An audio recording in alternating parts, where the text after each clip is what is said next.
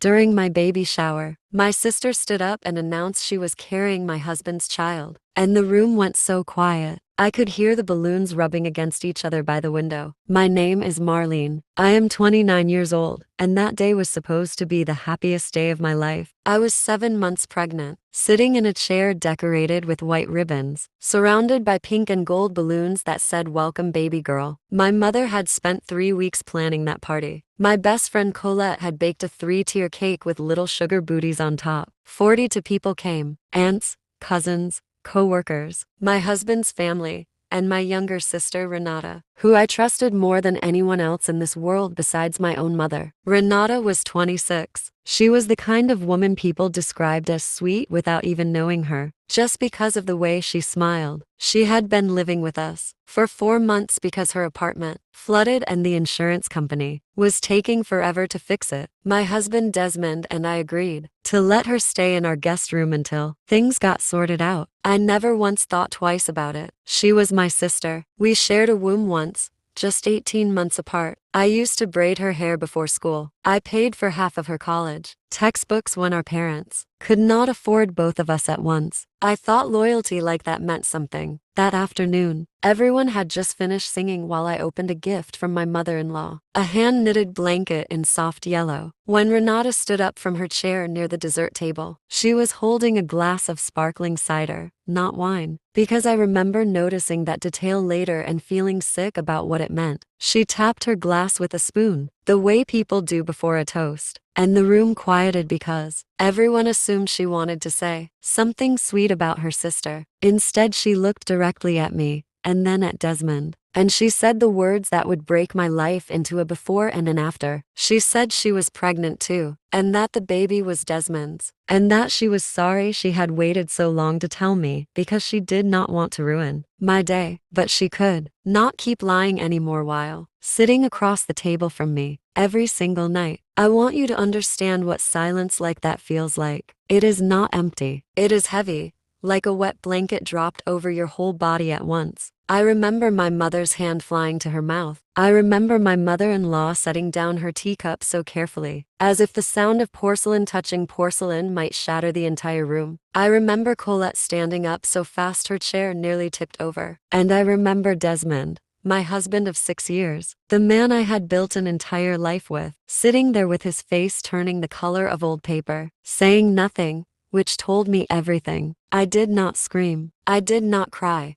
Not yet. I put my hand on my belly, because my daughter moved right at that moment, as if she could feel the air in the room change, and I stood up slowly, and I asked Renata to repeat what she just said, because some small, foolish part of me hoped. I misheard her over the noise of the party favors and the clinking glasses. She repeated it, slower this time, like she wanted to make sure the words landed exactly where she aimed them. I will not pretend I remember every single second after that with perfect clarity, because trauma does strange things to memory. It blurs some parts and burns others permanently into you. But I remember walking out of my own baby shower, in my own house while 42 guests watched me leave my own party because my sister and my husband had apparently decided my pregnancy was the perfect moment to confess an affair that had clearly been going on for months. I drove to my mother's house that night, 7 months pregnant, still wearing my shower dress, and I sat on her porch steps until 2 in the morning while she brought me tea. I never drank. She kept asking me what I wanted to do, and I kept telling her I did not know, because how do you plan revenge when your whole body is shaking from betrayal and your daughter is kicking inside you like she is trying to tell you to breathe? I remember the drive itself more than I want to. My hands were shaking so badly on the steering wheel that I had to pull over twice. Once on the shoulder of the highway with my hazard lights blinking while cars rushed past me in the dark, and once outside a gas station where I sat with the engine running and cried in a way I did not know a body could cry, from somewhere far beneath the ribs, somewhere that had never been touched before. I kept replaying the moment Renata stood up with that glass of sparkling cider, over and over, trying to find the second where I should have seen it coming. Some earlier clue I must have missed. Some conversation I should have questioned. I found nothing. That was the cruelest part. I had trusted both of them completely. And completeness like that leaves no warning signs behind, only wreckage. My mother did not ask me a single question that first night beyond whether I was hungry, whether the baby was moving, whether I needed a blanket. She understood, in the way only a mother can, that some nights are not for talking. They are simply for surviving until morning. She sat beside me on those porch steps in her robe, her own hands wrapped around a mug she never drank from either, and she let the silence between us hold whatever it needed to hold. It was not until nearly 2 in the morning, when the porch light had drawn, moths circling above our heads and the street had gone completely still, that I finally spoke. And all I managed to say was that I did not know how I was supposed to bring a baby into a world that had just proven itself capable of this kind of cruelty from the people closest to me. Here is what I learned in the weeks that followed.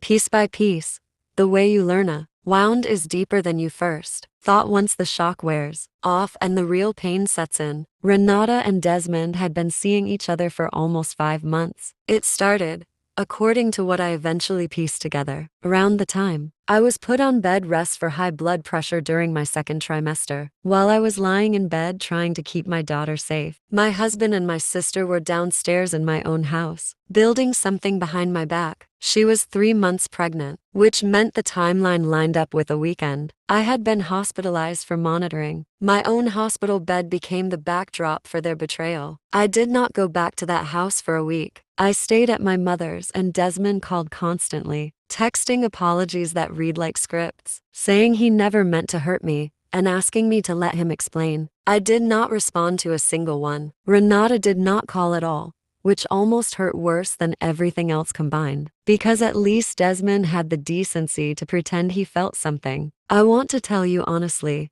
there was a night, about 10 days after the shower, when I sat in my mother's kitchen with a legal pad and a pen, and I wrote out every single thing I wanted to do to both of them. I am not proud of some of those pages. I thought about draining our joint accounts before he could react. I thought about showing up at Renata's ruined apartment, the one that was finally getting repaired, and telling the contractor to stop all work. I thought about calling Desmond's boss, because I knew things about his business dealings that could have caused him real trouble. I thought about posting everything online, tagging every person who knew us, making sure his reputation burned to the ground in a single night. My mother found me at that kitchen table around 4 in the morning, that legal pad covered edge to edge in plans, and she did not tell me to stop. She just sat down across from me and asked one question. She asked, "When this is over, who do you want to be?" That question sat with me for days, not because I suddenly forgave anyone, but because it made me think, past the satisfaction of revenge, and into the actual shape of my life afterward. I had a daughter coming into months. I did not want her first months on this earth to be spent watching her mother build a war room out of spite, even if that spite was earned 1,000 times over. I thought about my daughter constantly during those weeks, imagining her someday old enough to ask me about her father, about her aunt,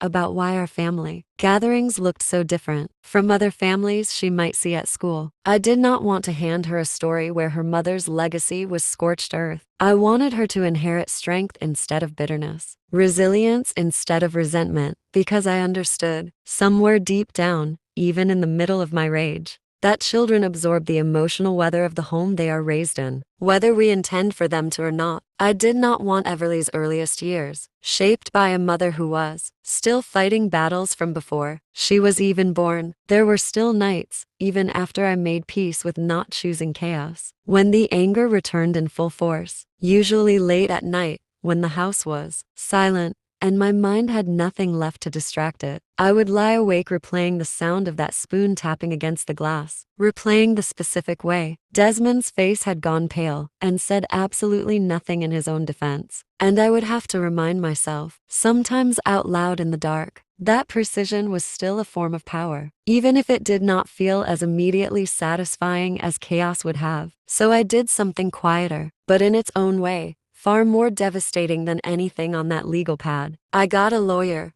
a woman named Priscilla Manning, who came highly recommended by a coworker who had gone through her own difficult divorce 2 years earlier. Priscilla was calm in a way that made me calmer just sitting across from her. She told me the same thing my mother had, in different words. She said, The best revenge in situations like mine is never chaos, it is precision. Chaos gives people something to rally around, something to explain away. Precision leaves no room for excuses. We filed for divorce within 3 weeks because of the affair and the timeline of the pregnancy overlapping with my own high-risk pregnancy, and because of financial records that clearly showed Desmond had spent money on hotel stays and gifts during a period when he claimed we were struggling financially. The settlement worked heavily in my favor. I kept the house. I kept the car. I received a support arrangement that would carry my daughter through her early years without financial strain. Desmond fought some of it, of course, but the paper trail did not lie, and eventually his own lawyer advised him to stop dragging it out because every delay only made him look worse in front of a judge who clearly had little patience for a man who impregnated his wife's sister while his wife was on bed rest. Renata, meanwhile, discovered something that I think hurt her more than anything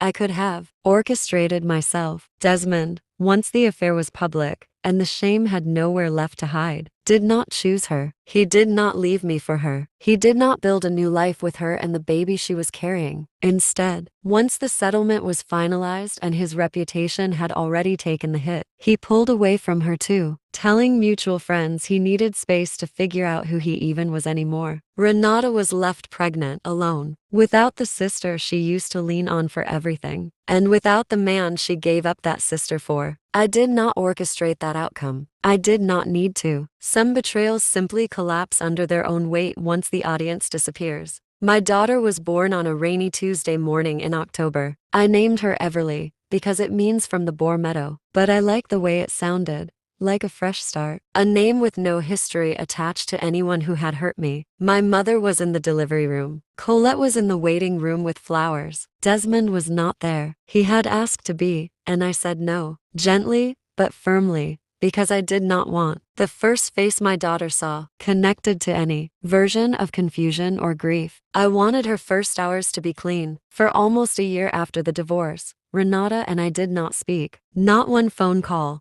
Not one message. Our mother tried to bridge the gap during holidays, inviting us both to the same Thanksgiving table more than once. And both times I simply did not go, because I was not ready, and I refused to pretend readiness. I did not feel just to keep the peace at a dinner table. Renata had her son in December, 2 months after Everly was born. I heard about it through our mother, who cried on the phone telling me, not because she was happy for Renata exactly, but because she said watching her 2 daughters as strangers was its own kind of grief she had not expected to carry into her 60s. The turning point came almost 18 months after that baby shower, at a moment I never planned for and never saw coming. I was at the grocery store on a Sunday afternoon, Everly balanced on my hip, reaching for cereal boxes, when I turned down the produce aisle, and there was Renata, holding her son, who I later learned she named Theo. We stood there for a long moment, neither of us saying anything. 2 sisters who used to finish each other's sentences now, searching for any words at all. She looked different, tired in the specific way new motherhood makes a person tired, but also tired in a deeper way. The way people look when shame has lived in their body for a long time, without any place to put it down. She apologized right there between the oranges and the lettuce. Not a polished apology,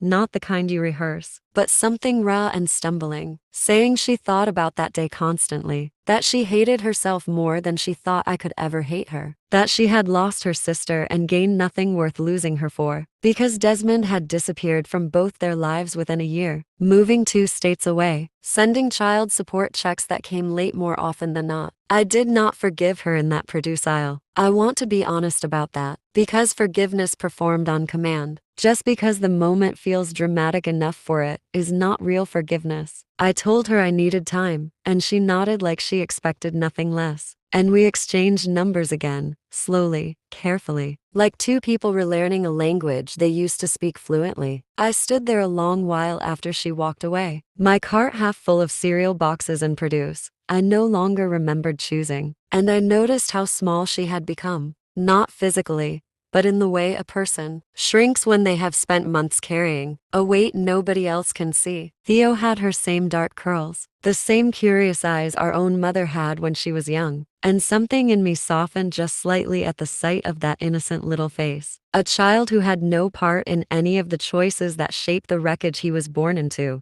I thought about Everly at home with the babysitter, about the two children who shared blood through no fault of their own. And for the first time since that baby shower, I let myself imagine a future where hatred was not the only inheritance I passed down to my daughter. That night I called my mother and told her about the encounter, and she was quiet for a long moment before she said something I have never forgotten. She said that hate is easy to hold on to because it feels like protection, but eventually it becomes its own kind of prison, one you build brick by brick without ever noticing the walls closing in. She told me she was not asking me to forgive Renata for Renata's sake. She was asking me to consider it only if it might one day set me free. I did not make any decisions that night. I simply let the idea sit somewhere quiet inside me, the way you let bread rise before you ever decide what shape the loaf will take. Over the following months, we started with small things. A text about our mother's birthday, a photo of the kids, because despite everything, Everly and Theo were cousins, and I did not want my daughter's whole life shaped by a rift she had no part in creating. We had coffee twice, both times quiet and a little stiff, but present. Slowly, the years peeled back some of the scar tissue. Not all of it. Some wounds simply do not close all the way, but enough that we could sit in the same room without the air feeling poisonous. I forgave her eventually. Not because she earned back everything she broke. Some things simply cannot be unbroken. But because I realized I was tired of carrying that day around like a stone in my chest, everywhere I went. Forgiveness, I learned, was not something I gave her for her sake. It was something I gave myself, so I could stop reliving my own baby shower every time her name came up in conversation. I did not forget what happened. I do not think I ever will. But I decided I would rather build a life full of light for my daughter than spend the rest of mine guarding a grudge like it was something precious. Looking back now, I understand that healing was never a straight line. It moved in circles, some days closer to peace and other days pulling me right back into the ache of that ballroom full of ribbons and balloons. But every circle brought me a little closer to solid ground. And eventually solid ground was simply where I lived. Desmond and I are civil now, mostly for Everly's sake. He sees her every other weekend. He missed her first steps and her first word, because he was 2 states away chasing whatever he thought he was looking for. And I think some part of him will always carry that loss the way I once carried mine. Renata is back in my life, carefully, imperfectly, the way sisters who have been through something unforgivable and forgave it anyway tend to be. Our children are growing up knowing each other. And sometimes I catch Everly and Theo laughing together in the backyard, completely unaware of the storm that once threatened to make. Sure, they never knew each other at all, and something in my chest eases every single time I see it. People ask me sometimes if I regret not burning it all down that first week, not draining accounts or destroying reputations the way I planned on that legal pad at 4 in the morning. I tell them no, because precision built me a life I actually wanted to live in, while chaos would have only built me a bigger fire to sit inside of. My daughter has a mother who chose herself, who chose peace over spite, and who still, to this day, remembers exactly what it felt like to stand up from that chair covered in ribbons and balloons and walk out of her own party with her head held high. Because dignity, once you decide to keep it, is the one thing nobody else can ever take from you again. Every single time I tuck Everly into bed, I remember that the woman staring back at me from the mirror stayed soft on purpose. And that softness, not the plans I burned on a legal pad, is what finally saved me. So tell me, where are you watching this from tonight? Drop your city down in the comments below. I love reading where all of you are joining me from. And if you love your grandma, if she is the kind of woman who would have shown up on that porch step at 2 in the morning with a cup of tea you never drank just to sit beside you in silence, then do me a favor. Hit that like button, subscribe if you have not already, and share this with a friend who needs to hear tonight that peace really is the best revenge of all.